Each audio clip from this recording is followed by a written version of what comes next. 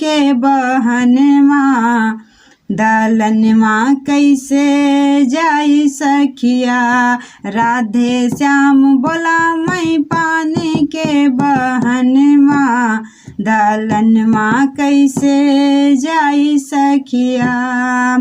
एक तो रात रही अन्हियरिया दूसरे छाए रही बदरिया। एक तो रात रही अन्हियरिया दूसरे छाए रही बदरिया।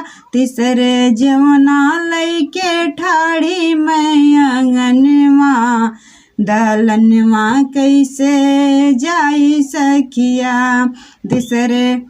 तीसरे जवना लैके ठाड़ी मैं आंगनवा दलनवा कैसे जाई सखिया।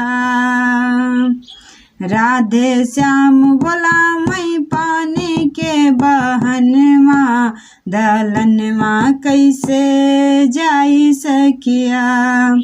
एक तो रात रही अन्हियरिया दूसरे छाए रही बदरिया।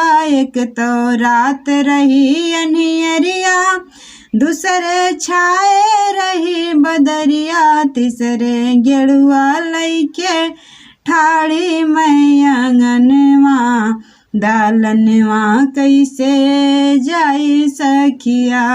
तीसरे गेड़ुआ लैके ठाड़ी मैं आंगनवा दलनवा कैसे जाई सखिया।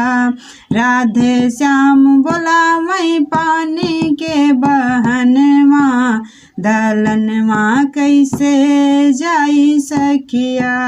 राधे श्याम बोला मैं पानी के बहनवा दलनवा कैसे जाई सखिया।